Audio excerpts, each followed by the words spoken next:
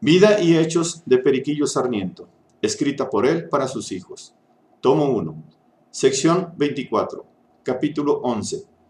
Toma Periquillo el hábito de religioso y se arrepiente en el mismo día.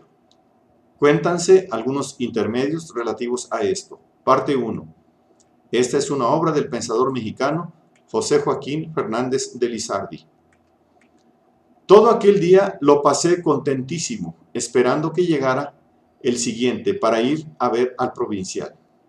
No quise ir en esa tarde, por dar lugar a que el padre de Pelayo hiciese por mí el empeño que había ofrecido. Nada ocurrió particular en este día, y al siguiente, a buena hora me fui para el convento de San Diego, y al pasar por la alameda, que estaba sola, me puse frente a un árbol, haciéndolo pasar en mi imaginación la plaza de provincial, y ahí me comencé a ensayar en el modo de hablarle en voz sumisa, con la cabeza inclinada, los ojos bajos y las dos manos metidas dentro de la copa del sombrero. Con estas y cuantas exterioridades de humildad me sugirió mi hipocresía, marché para el convento. Llegué a él, anduve por los claustros preguntando por la celda del prelado. Me la enseñaron. Toqué, entré y hallé al padre provincial sentado junto a su mesa, y en ella estaba un librito abierto en el que sin duda leía a mi llegada. Luego que lo saludé, le besé la mano con todas aquellas ceremonias en que poco antes me había ensayado, y le entregué la carta de recomendación de su hermano. La leyó, y mirándome de arriba abajo, me preguntó si quería ser religioso de aquel convento. Sí, Padre nuestro, respondí. ¿Y usted sabe, prosiguió, qué cosa es ser religioso? ¿Y de la estrecha observancia de nuestro Padre San Francisco? ¿Lo ha pensado usted bien? Sí, Padre, respondí. ¿Y qué le mueve a usted el venir a encerrarse en estos claustros y a privarse del mundo, estando como está en la flor de su edad? Padre, dije yo, el deseo de servir a Dios. Muy bien me parece deseo, muy bien me parece ese deseo, dijo el provincial, pero ¿qué no se puede servir a su majestad en el mundo? No todos los justos ni todos los santos lo han servido en los monasterios. Las mansiones del Padre Celestial son muchas, y muchos los caminos por donde llama a sus escogidos. En correspondiendo los auxilios de la gracia, todos los estados y todos los lugares de la tierra son a propósito para servir a Dios. Santos ha habido casados, santos célibes, santos viudos, santos anacoretas, santos palaciegos, santos idiotas, santos letrados, santos médicos, abogados, artesanos, mendigos, soldados ricos, y en una palabra, santos en todas clases del Estado. Con que de aquí se sigue que para servir a Dios no es condición precisa el ser fraile, sino en guardar su santa ley. Y ésta se puede guardar en los palacios, en las oficinas, en las calles, en los talleres, en las tiendas, en los campos, en las ciudades, en los cuarteles, en los navíos y aún en medio de las sinagogas de los judíos y de las mezquitas de los moros. La profesión de la vida religiosa es la más perfecta, pero si no se abraza con verdadera vocación, no es la más segura. Muchos se han condenado en los claustros, que quizás se hubieran salvado en el siglo. No está el caso en empezar bien, es menester la constancia. Nadie logra la corona del triunfo, sino el que pelea varonilmente hasta el fin. En la edad de usted es preciso desconfiar mucho de esos ímpetus o fervores espirituales que ordinariamente no pasan de unas llamaradas de zacate, que tan pronto se levantan como se apagan. Y así sucede que muchos o no profesan, o si profesan es por la vergüenza que les causa el qué dirán. Y estos tales profesos, como que lo son sin su voluntad, son muy malos religiosos, desobedientes y libertinos, que con sus vicios y apostatías dan que hacer a los superiores, escandalizan a los seculares, y de camino quitan el crédito a las religiones, porque como dice Santa Teresa, y es constante, el mundo quiere que los que siguen la virtud sean muy perfectos, nada les dispensa, todo les nota, los advierte y moteja con el mayor escrúpulo, y de aquí es que los mundanos fácilmente disculpan los vicios más groseros de los otros mundanos, pero se escandalizan grandemente si advierten algunos en este o en otro religioso o alma dedicada a la virtud. Levantan el grito hasta el cielo y hablan no solo contra aquel fraile que los escandaliza, sino contra el honor de toda la religión, sin pensar en la balanza de la justicia los muchos varones justos y arreglados que ven en la misma religión y aún en el mismo convento. Para evitar que los jóvenes se pierdan abrazando sin vocación un estado que ciertamente no debe ser de holgura, sino de un trabajo continuo, para cumplir los prelados con nuestra obligación y no dar lugar a que las religiones se desacrediten por sus malos hijos, debemos examinar con mucha prudencia y eficacia el espíritu de los pretendientes, aún antes de que entren de novicios, pues el noviciado es para que ellos experimenten la religión, pero el prelado debe examinarles el espíritu aún antes de ser novicios. En virtud de esto, usted que desea servir a Dios en la religión, ya sabe que aquí de lo primero que ha de renunciar es de la voluntad, porque no ha de tener más voluntad que la de los superiores, a quienes ha de obedecer ciegamente. Sí, padre, dije yo. ¿Sabe que ha de renunciar para siempre al mundo, sus pompas y vanidades, así como lo prometió en el bautismo? Sí, padre. ¿Sabe que aquí no ha de venir a holgar ni a divertirse, sino a trabajar y a estar ocupado todo el día? Sí, padre.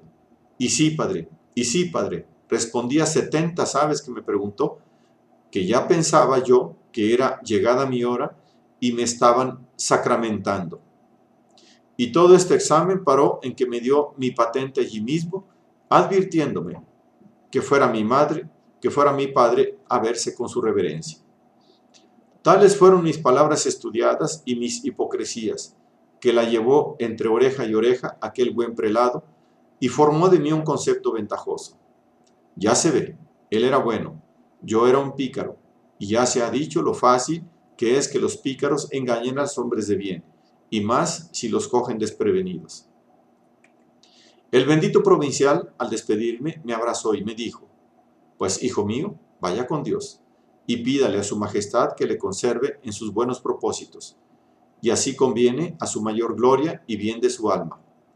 Dígale todos los días con el mayor fervor: confirma hoc Deus, quod operatus es in nobis, y disponga su corazón cada día más y más para que fecundice en él la gracia del Espíritu Santo y produzca frutos óptimos de virtud. Con esto le besé la mano y me retiré para casa. ¿Quién creerá que cuando salí del convento sentí no sé qué de bueno en mí, que me parecía que de veras tenía yo vocación para ser religioso?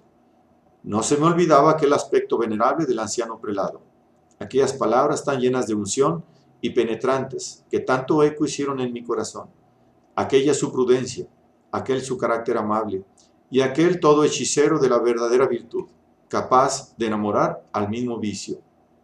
En efecto, yo decía entre mí: qué mano que hubiera nacido para fraile, que no lo hubiera advertido, y Dios quisiera haberse valido de este accidente para reducirme y meterme en el camino que me conviene.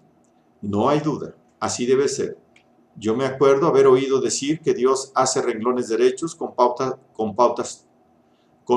torcidas, y este ha de ser uno de ellos, sin remedio. Estos y semejantes discursos ocupaban mi imaginación en el camino del convento a mi casa. Luego que llegué a ella, me entré a ver a mi madre, y le conté cuanto me había pasado, manifestándole la patente de admitido en el convento de San Diego.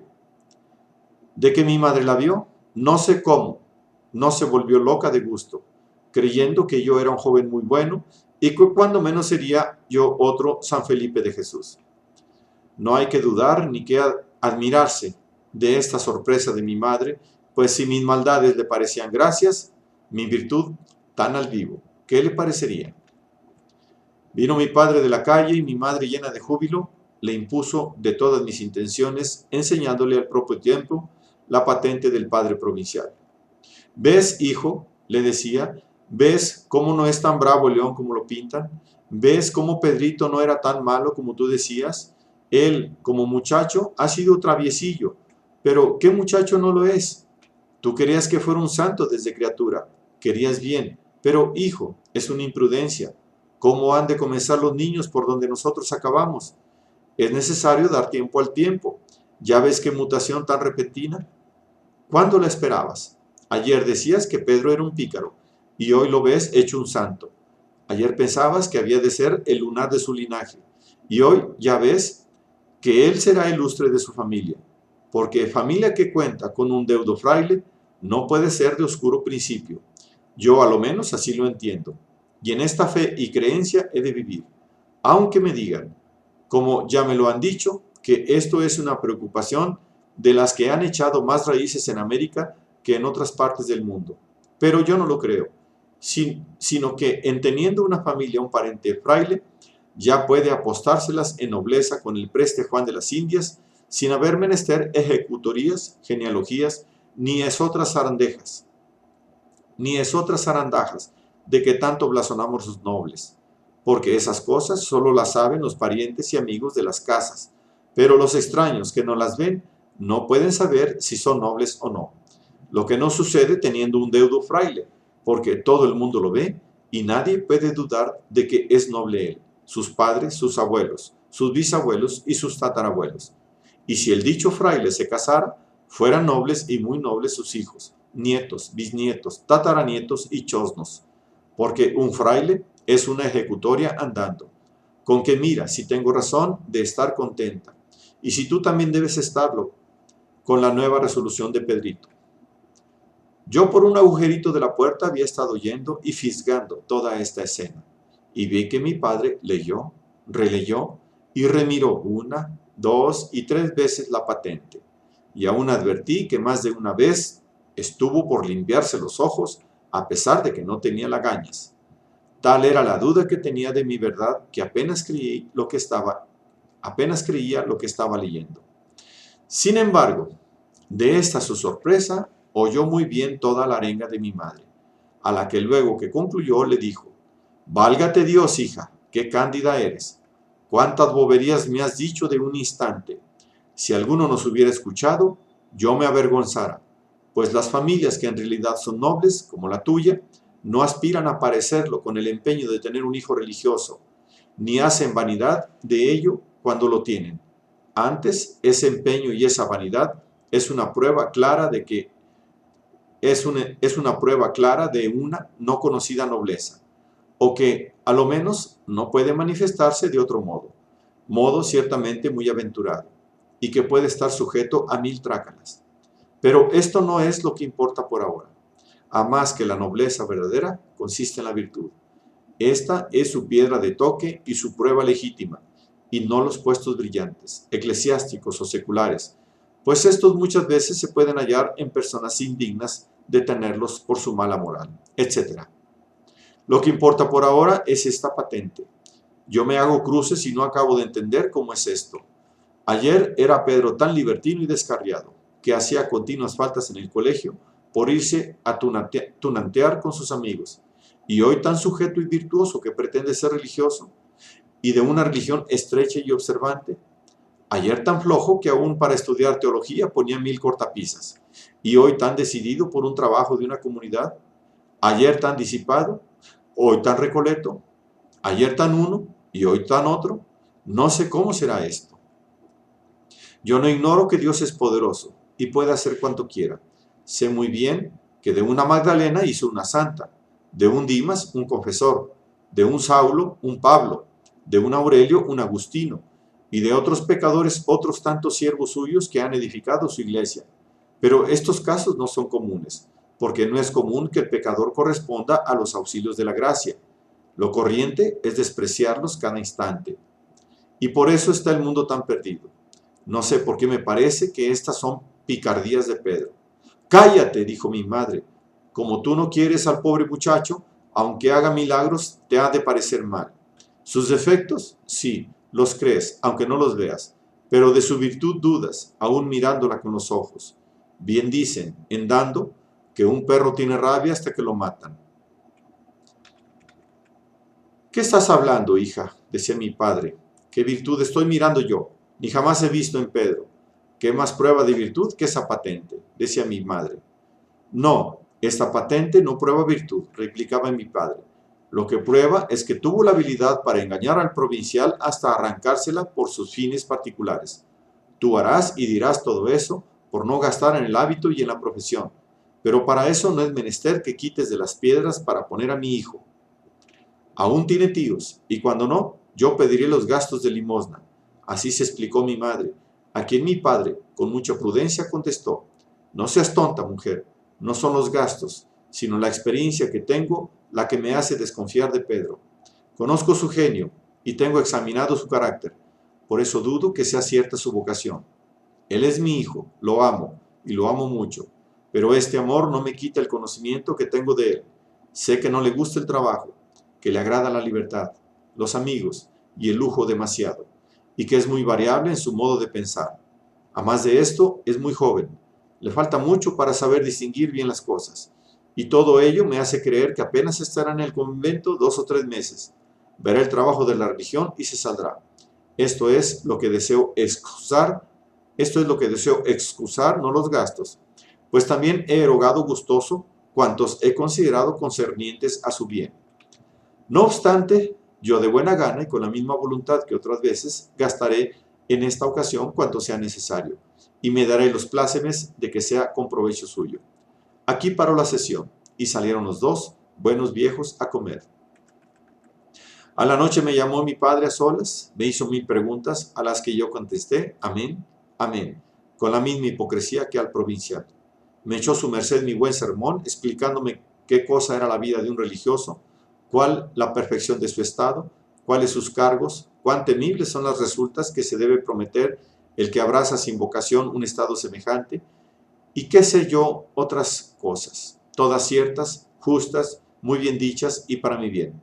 Pero esto es lo que los muchachos oyen con menos atención, y así no es mucho que se les olvide pronto.